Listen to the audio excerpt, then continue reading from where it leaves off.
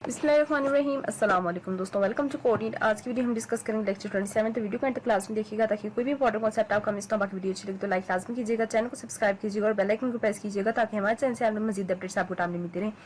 तो आज की वीडियो स्टार्ट करते हैं। बेसिकली लास्ट चैप्टर में हमने पढ़ा था अपना क्रिएट, और आज के वीडियो में हम देखेंगे अल्टर।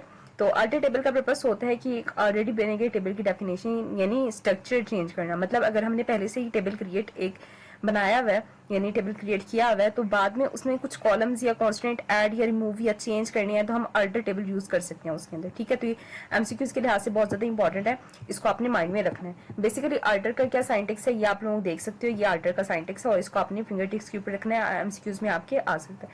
अब देखते हैं अल्टर स्टेटमेंट के कुछ पार्ट्स हैं, उसको ब्रीफली देख लेते हैं। तो टेबल क्या होता है, ये उस टेबल का नेम होता है जिसमें चेंजेस करने होते हैं। For example student, program, courses, वो चीजें जो हम एक टेबल को देते हैं। ठीक है, कॉलम क्या होता है, कॉलम ये उस कॉलम का नेम होता है जिसको ऐड करना, मॉडिफाई करना या डिलीट करना होता है। कॉलम न्यू क्या होता है, कॉलम न्यू अगर हम किसी कॉलम का नेम बदलना चाहते हैं तो नया नाम या यहाँ लिखा जाता है। ठीक है, टाइप में क्या होता है, कॉलम का जो डाटा टाइप है जैसे कि इंटीजर हो गया, वार करेक्टर हो गया, करेक्टर हो गया, डेट हो गया, ठीक है, वो सारी चीजें हम यहाँ पे लिखते हैं।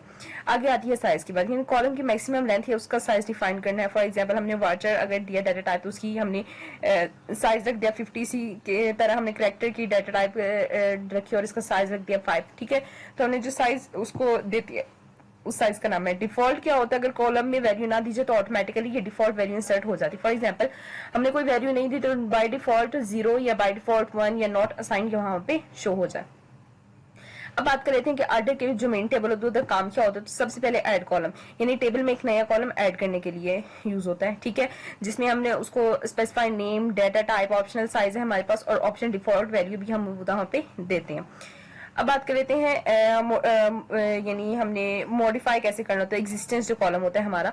तो अल्टर को हम कॉलम में भी यूज कर सकते हैं। तो अगर कॉलम का टाइप या साइज बदलना हो तब हम इसको यूज करते हैं। ठीक है, आगे बात कर लेते हैं डिफॉल्ट हमारे पास जो वैल्यू होती है उसको। तो किसी कॉलम का डिफॉल्ट वैल्यू असाइन करना हो, उसको चेंज करना हो तो वहां पे हम ये चीज यूज करते हैं। ठीक है, आगे हमने किसी चीज को डिलीट करना हो तब भी हम ये चीज यूज करते हैं। ठीक है, और क्या नाम है, हमने किसी को रीनेम करना हो किसी कॉलम को तो तब भी हम अल्ट यूज फंक्शन करते हैं। ठीक है, अब कांस्टेंट के साथ अगर हम देखें तो कांस्टेंट भी अल्टर से ऐड और रिमूव किया जा सकता है। फॉरेन की हम यहाँ पे यूज करते हैं, कांस्टेंट ऐड करते हैं और रिमूव भी करते हैं। तो अल्टर की टेबल स्टूडेंट हमने यहाँ पे बनाया और यहाँ पे कांस्टेंट की हमने बना दी। यहाँ पे फॉरेन की है हमारे पास, कांस्टेंट हमने डाला है FK STPR और फॉरेन की हमने डाली PR नेम। ठीक है, अब रेफरेंस प्रोग्राम PR नेम हो गया हमारे पास और यहाँ स्टूडेंट और प्रोग्राम टेबल्स के बीच में रिलेशनशिप बन गया। ये कांस्टेंट के नाम FTSPR के ऊपर हमने रखा हुआ गया ताकि बाद में इजी हो जाए रेफरेंस के लिए। अब कॉलम को हम मॉडिफाई कैसे करते हैं इसमें, तो alter table student, alter table column को हम आइडेंटिफाई कर student, father name, character 20। Column को डिलीट जब करना हो तो हम क्या करते हैं, alter table student drop column current semester. ठीक है, और हमने अगर उसको करना हो कांस्टेंट डिलीट करना हो तो alter table student drop constant और हम फिर उसके आगे ये वाला लिख देते हैं। ठीक है, आगे बात करते हैं, अगर इसको हम एक दफा ही दोबारा से एक दफा पढ़ें तो ऐड हम तब यूज करते हैं जब न्यू कॉलम ऐड करना हो। ठीक है, अल्टर तब यूज करें जब कॉलम का टाइप साइज चेंज करना हो। सेट डिफॉल्ट हम तब यूज करते हैं जब डिफॉल्ट वैल्यू असाइन करनी हो। ड्रॉप फंक्शन हम तब यूज करते हैं जब हमें कॉलम या कांस्टेंट डिलीट करना हो। और रीनेम तब यूज करते हैं जब कॉलम का नाम चेंज करना हो। अब बात कर लेते हैं आगे ड्रॉप। ड्रॉप क्या होता है, ड्रॉप टेबल तो पूरी टेबल को डेटाबेस से रिमूव कर देता है। ये स्ट्रक्चर प्लस डाटा दोनों डिलीट हो जाते हैं यहाँ से। ठीक है, ट्रंकेट टेबल क्या होती है, टेबल का स्ट्रक्चर सेफ रहता है लेकिन सारी रोज डिलीट हो जाती हैं इसमें। ठीक है, आगे बात कर लेते हैं डिलीट ऑप्शन। डिलीट ऑप्शन में सिर्फ उन रोज को डिलीट करती है जो तो हम स्पेसिफाई करते हैं कि हमारी कंडीशन के साथ कौन कौन सी जाएगी। ठीक है, तो यहाँ पे हमने ये ड्रॉप टेबल के साथ जो नेम डाला जस्ट वो चीज ही डिलीट होगी यहाँ पे। डाटा मैनिपुलेशन क्या होती है, हमारे पास डाटा मैनिपुलेशन लैंग्वेज आती है DML। ठीक है, जब हम डेटाबेस बनाते हैं तो उसको स्ट्रक्चर को डिफाइन करने के हम DDL यानी data definition language command use करते हैं। जैसे कि उसमें हम यूज करते हैं क्रिएट हमारा हो गया, उसके अलावा हमारा अल्टर, ड्रॉप। लेकिन जब हम डेटाबेस के अंदर किसी डाटा को इंसर्ट, रिट्रीव या अपडेट या डिलीट करना होता है तो उसके लिए हम यूज करते हैं DML कमांड्स। ठीक है, तो प्रोसीजर और इसकी दो टाइप्स हैं, एक है प्रोसीजर और एक है हमारे पास नॉन प्रोसीजर। तो पहले बात कर लेते हैं प्रोसीजरल की। तो हमारे पास पूरे ज़माने की लैंग्वेजेज है, जिसमें सी है, कोबोल है, पास्कल है। उसको हम 3GL जो हमारी थर्ड जनरेशन लैंग्वेज है उसको कहती है। उनमें प्रोग्रामर्स को ये बताना पड़ता है कि डाटा कहाँ स्टोर होगा, कैसे रिट्रीव होगा, इंडेक्सिंग और सर्चिंग कैसे होगी।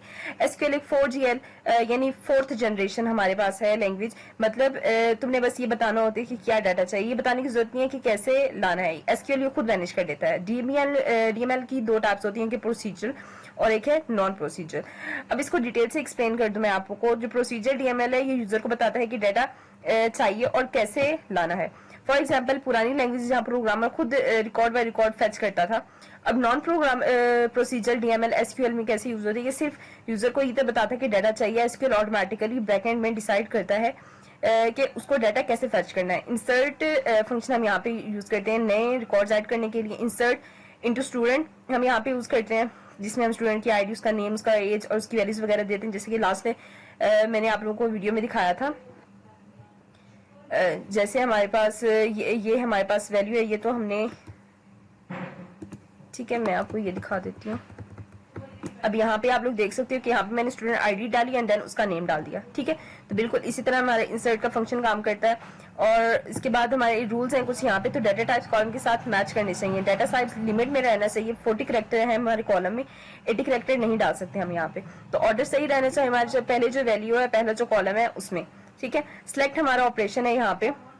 नेक्स्ट, तो इंसर्ट के बाद हमारा दूसरा यूज होता है सिलेक्ट। ठीक है, सिलेक्ट डाटा रिट्रीव करने के लिए यूज होता है। हमने कोई चीज अगर स्टूडेंट लेनी हो अपने वहां से, हम इसको कंट्रोल वाई कर दें तो सिलेक्ट में देखें हमने पूरी रो में से अगर कोई एक रो सिलेक्ट करनी है तो हम पूरा सिलेक्ट करके उसको यूज कर सकते हैं। अपडेट में क्या होता है, रिकॉर्ड्स नोटिफाई करने के लिए हम यूज करते हैं अपडेट स्टूडेंट। और फिर हमने जहाँ पे अपडेट करना होता है, जैसे हमारा लास्ट सेमेस्टर में हमने उसमें पढ़ा था CS में 201 में प्रोग्रामिंग में कि हम इफ एल्स की स्टेटमेंट यूज करते हैं, बिल्कुल वैसा ही काम करता है ये अपडेट वाला। इसको फर्दर आगे और डिस्कस करेंगे तो एग्जांपल करेंगे तो आपको और ज्यादा अच्छे से समझ आ जाएगी। डिलीट में क्या करते हैं, रिकॉर्ड्स डिलीट करने के लिए होता है, हमने जहां से डिलीट करना होता है वहां पे लिखते हैं, कहाँ से डिलीट करना है ये हम उसके आगे लिखते हैं। अब DDL में हमने क्या किया, DDL यहाँ पे इसकी लैंग्वेजेस पढ़ लेते हैं, मैं आप लोग को ये दिखा दूं। तो इसको कर देते हैं बड़ा ताकि आप लोगों को पता चल जाए। ठीक है, तो सबसे पहले हमने पढ़ा DDL। ठीक है, DDL कमांड्स हमने पढ़ी। DDL कमांड्स में हमने पहला पढ़ा क्रिएट, फिर हमने पढ़ा अल्टर, फिर हमने पढ़ा ट्रंकेट, फिर हमने पढ़ा ड्रॉप। और DBL की टाइप से हमने पढ़ा पहले प्रोसीजर लैंग्वेज, फिर नॉन प्रोसीजर लैंग्वेज। और DL कमांड्स में से हमने पढ़ा इंसर्ट, सिलेक्ट और फिर हमने लास्ट में पढ़ा अपडेट। ठीक है, और अभी हमने डिलीट भी पढ़ा है। ठीक है, तो ये था आज का लेक्चर। उम्मीद आप लोगों को पसंद आएगा। अब एक्सरसाइज की बात है, एक्सरसाइज को अब हम SQL के ऊपर सॉल्व करें। तो इसकी एग्जाम्पल को अब सॉल्व कर लेते हैं। एग्जाम्पल में हमें ये बोला हुआ है कि इनकरेक्ट डाटा टाइप हमने एक टेबल बनाना है। पहले उसमें इनकरेक्ट डाटा टाइप बनाने और फिर एरर्स बताने हैं कि कौन कौन से, और फिर वहीं पे हमने करेक्ट टेबल सेम टेबल में बनाना है। तो सबसे पहले हम अपना टेबल क्रिएट कर लेते हैं। सबसे पहले हम क्या करेंगे, क्रिएट टेबल कर देंगे। तो क्रिएट टेबल के लिए हमने एक क्रिएट टेबल की डाटाबेस लिखनी है। डाटाबेस लिखने के बाद हम उसको नेम दे देंगे स्टूडेंट्स का। उसके बाद हम अपनी आईडी इंटीजर देंगे और उसके साथ हम कांस्टेंट लगा देंगे। ठीक है, उसके बाद हमने क्या करना है, वारचार लिख देना है। वारचार के साथ हम कांस्टेंट लगाएंगे जिसमें हमें पता चलेगा कि हमारी जो करेक्टर है वो नॉट नल होना चाहिए, इनके करेक्टर हमारा नॉट नल हो। उसके बाद हम एज अपनी डाल देंगे। एज डाल के इंटीजर वैल्यू दे देंगे। और जीपीए हमें पता होता है, जीपीए जो हमारा है वो डेसिमल में होता है, या हमारा वो रियल नंबर में होता है। ठीक है, तो हम रियल में भी लिख सकते हैं और डेसिमल में भी लिख सकते हैं। अब हमने क्वेश्चन में ये बोला हुआ है कि हमने एक टेबल बनाना है। टेबल तो हमने बना लिया। वो कहते हैं सबसे पहले incorrect data types into table. अब हमने डाटा टाइप बना ली और इनकरेक्ट बनाना है। तो यहाँ पे हम पहले देखेंगे इनकरेक्ट, करेक्ट। ठीक है, अब हम क्या करेंगे, यहाँ पे हमने इंसर्ट इनटू स्टूडेंट, ठीक है, ये चीज डालनी है, यानी कि हमने जो डाटा टाइप डालनी है वो हमने गलत डालनी है। ठीक है, तो हमने इसको थोड़ा जूम आउट कर लेते हैं, इसको थोड़ा बंद कर देते हैं ताकि आपको सही से नजर आ जाए। अब यहाँ पे insert into student ID name age GPA. अब आईडी में देखो, आईडी में ये स्ट्रिंग वैल्यू डाली हुई है, नेम में देखो ठीक डाली है, एज में ठीक है, और जो हमारा पास जीपीए है वो भी ठीक है। लेकिन यहाँ पे देखें, यहाँ पे ये एरर आएगा क्योंकि यहाँ पे एक चीज हमारी गलत है। नेक्स्ट देख लेते हैं नेक्स्ट में क्या चीज हमने गलत करनी है। अब हम करेंगे इंसर्ट इनटू स्टूडेंट, ये अगेन से हम गलत दे रहे हैं। आईडी नेम एज जीपीए, अब यहाँ पे हमने क्या किया, आईडी की जगह हमने ये लिखा, नेम की जगह नल लिख दिया, एज की जगह 22 एंड जीपीए की जगह 1। तो ये भी गलत है क्योंकि आईडी नेम की जगह नल नहीं हो सकता, स्ट्रिंग वैल्यू है, तो हमने यहाँ पे इसको स्ट्रिंग इनटू स्ट्रिंग लिखना है। आगे हम एक दफा और इसको गलत लिख देते हैं, तो वो कैसे गलत लिखना है, हमने insert into student ID name age GPA, बिल्कुल सेम वही चीजें देनी है जो हमने टेबल में बनाई। आईडी में हमने 1, नेम में हमने लिखा सारा, एज में हमने 20 लिख दिया कि 20 तो स्ट्रिंग वैल्यू है, वो हमारी यहाँ पे नहीं आएगी, तो ये भी हमारा गलत है। अब हम इसको लिखते हैं करेक्ट फॉर्म में, सॉरी इनकरेक्ट नहीं है, ये हमारा करेक्ट है, ठीक है। तो करेक्ट में कैसे लिखेंगे, हम इंसर्ट इनटू स्टूडेंट करेंगे पहले, वो करके उसके बाद हमने क्या करना है, यहाँ पे आप लोग देख सकते हो आईडी में 1 है, नेम में अली है, एज में 20 है, और जीपीए में हमने कहा था हमारा डेसिमल फॉर्म में होगा तो 3.0, ठीक है। अब हम नेक्स्ट अपना देख लेते हैं, नेक्स्ट अपनी स्टेटमेंट, उसमें हमने insert into ID name age GPA, और वैल्यूज में हमने बिल्कुल सेम दिए हैं, बिल्कुल एग्जैक्ट है हमारी, यहाँ पे कोई भी हमारी गड़बड़ नहीं है। डाटा टाइप के अकॉर्डिंग हमने वैल्यू सेट की है और बिल्कुल हमारी इसमें कोई भी गड़बड़ नहीं है। यहाँ पे हमारे नेम आ रहे हैं, यहाँ पे वैल्यूज आ रही है, यहाँ पे डेसिमल नंबर्स, और यहाँ पे हमारे जो आईडी नेम है उसके अकॉर्डिंग आ रहा है। मतलब हमेशा सही डाटा टाइप और यूनिक आईडी देना ही चाहिए, वरना एरर आ जाता है।